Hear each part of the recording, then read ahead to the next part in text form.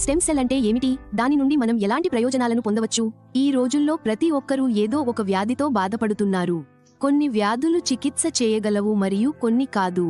కానీ మనం stem cells గురించి తెలుసుకుంటే దాదాపు ప్రతి వ్యాధిని చివరికి స్టెమ్ సెల్స్ ద్వారా చికిత్స చేయవచ్చని మనం కనుగొంటాము.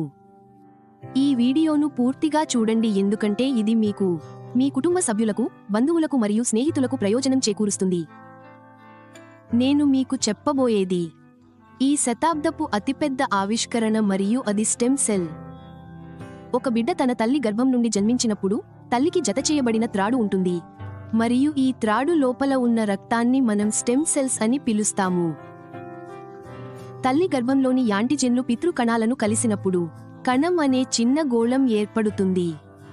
ఈ గోళాన్ని స్టెమ్ సెల్ అంటారు. ఈ గోళము పెరిగే కొద్దీ ఇది పిల్లల చేతులు, కాళ్ళు, కళ్ళు, చెవులు మరియు ముక్కు వంటి భాగాలను ఏర్పరుస్తుంది.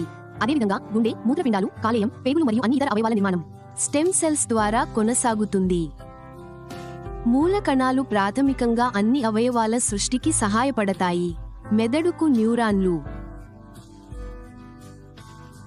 గుండెకు గుండె కణాలు వంటి వివిధ రకాల ప్రత్యేక కణాలను ఉత్పత్తి చేయడం ద్వారా మరియు దాదాపు 220 రకాల అవయవాలను నిర్మించడం ద్వారా మనం త్రాడు మరియు దానిలోని రక్తాన్ని, అంటే మూల కణాలను జాగ్రత్తగా భద్రపరిస్తే పిల్లలను రాబోయే 25 నుండి 30 సంవత్సరాల వరకు తీవ్రమైన వ్యాధుల నుండి రక్షించవచ్చు.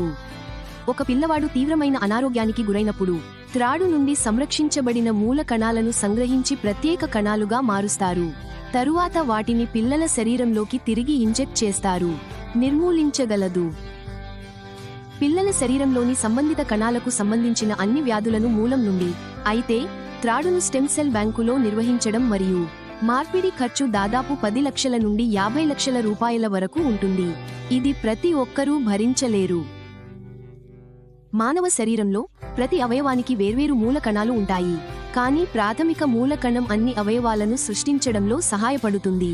ఉదాహరణకు, గుండెలోని కొన్ని కణాలు నాశనమయ్యాయి, కొన్ని బలహీనపడ్డాయి మరియు కొన్ని బాగానే ఉన్నాయి, కానీ వాటి సరైన స్థానానికి మార్చబడవు.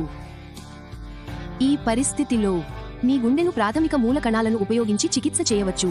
మొదట మూల కణాలు హృదయ కణాలుగా మార్చబడతాయి, తరువాత వాటిని మీ గుండెలోకి ఇంజెక్ట్ చేస్తారు, దానికి కొత్త జీవితాన్ని ఇస్తారు. మిత్రులారా, ఈ మూల కణాలు ఎంత ముఖ్యమో ఇప్పుడు మీరు అర్థం చేసుకోవాలి. ఈ ప్రాముఖ్యతను వివరిస్తూ భారత ప్రధాన మంత్రి శ్రీ నరేంద్ర మోడీ మూల కణ పరిశోధనపై గొప్ప ఆసక్తిని చూపించారు. మీరు గూగుల్లో శోధించవచ్చు మరియు స్నేహితులారా, లోపల ఉన్న మూల కణాల మాదిరిగానే తల్లి తీగ కొన్ని పండ్లలో కూడా కనుగొనబడ్డాయి.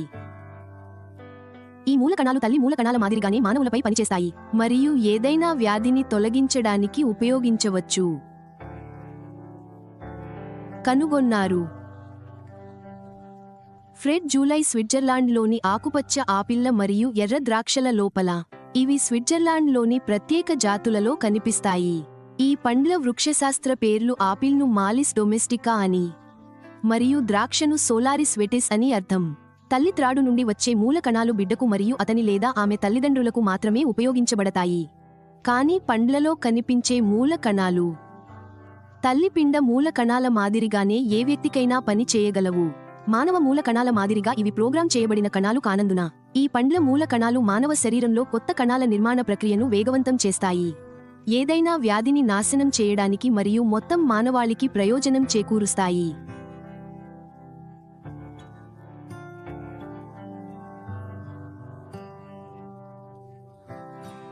సంవత్సరాల కృషి తర్వాత ఈ మూల కణాలు అనేక దేశాలలో లక్షలాది మందికి చికిత్స చేయడంలో ప్రయోజనకరంగా ఉన్నాయని నిరూపించబడ్డాయి. ఈ పని ఆధారంగా సింగపూర్లోని ఒక సంస్థ క్యూర్ సెల్ అనే అద్భుతమైన సూత్రీకరణను అభివృద్ధి చేసింది. ఈ సూత్రీకరణలో apple stem cells, malus domestica మరియు grape stem cells, solaris vitis, astaxanthin, coenzyme Q10, blueberry, acai berry, blackberry, barley గడ్డి మరియు ఇతర గొప్ప క్రియాశీల పదార్థాలు ఉన్నాయి. ఈ ఉత్పత్తిని చాలా ప్రభావవంతంగా చేస్తుంది మరియు ఎవరికైనా ఆరోగ్యాన్ని గణనీయంగా మెరుగుపరుస్తుంది. పాయింట్.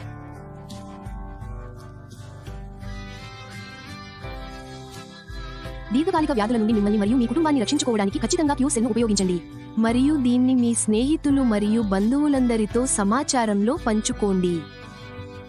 ధన్యవాదాలు.